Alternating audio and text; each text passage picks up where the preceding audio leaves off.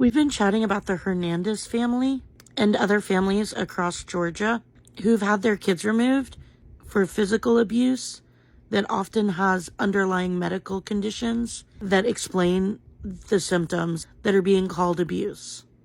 The Hernandez family had their children removed at Children's Hospital of Atlanta when Dr. Emmanuel Pena, along with other child abuse pediatricians, decided that child abuse could be the only reason for this child's injuries. The child was removed within 2 hours, which surely wasn't enough time for them to run the necessary tests. Interestingly, the child was sent home from the hospital with vitamin D drops. Low vitamin D is often a symptom of brittle bone diseases that could have caused exactly the types of symptoms that Emma had and that Dr. Pena insisted were physical abuse. Let's get a picture of what Dr. Pena considers neglect.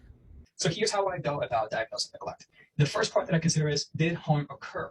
So if I found that the child is in the hospital and has a fracture, or has a burn, or has a bite, or a cut, or was sunburned, there's harm there. The child is feeling pain that was preventable, possibly foreseeable. So immediately, there's my check. The second one was, there a caregiver omission? So is the child now in pain, or did the child sustain harm over something that the parent failed to do? Not intentionally. This is not about what the parent meant to do, but was there a failure on the parent to do something? And it could be for various reasons. It might be that they just didn't have the resources to change the course of that. It may be that they just didn't have the education to do that, or maybe that they were just not home. God knows, but was there a failure on the caregiver? And if that's present, then check. Then was the incident foreseeable? If it's foreseeable, it's likely preventable. It's not always the case, but if it's foreseeable and it's preventable, then I check those. If all those have occurred, then borrowing from personal injury law, I started saying, okay, then we do have neglect here. And if you look at all the different definitions, irrespective of the state, even in all the wordiness behind it, you are able to discern that from a legitimate assessment or investigation. And if that's the case, if you have yes for all four, that the neglect diagnosis should be made. But the goal is not meant for punitive purposes, like what personal injury law would really confront. Really, for our purposes, is education to prevent future incidents or death for this child or their family members. So even if the caregiver omission was something that the parent was just lacking education, then there's our opportunity to educate. If the parent really failed to protect the child because they just don't have the means to have a home that is childproof, let's make note of that and call it neglect. So that way we can show society how frequently these things are happening, because really the different tools to have a childproof home are beyond many's abilities to afford it. So if we don't measure this and we don't highlight where we're having problems, then how are we going to be able to move the needle in any direction?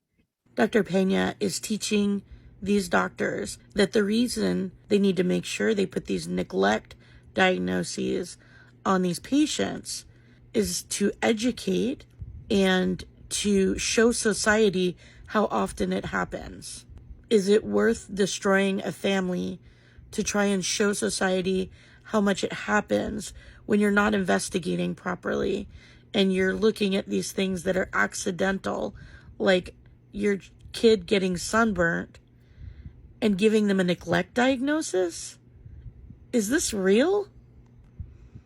Dr. Pena says that this is not about being punitive, but what do you think happens to a parent when you give their child a diagnosis of neglect? Do you think that something might happen to their family and that they might be punished in some way for that?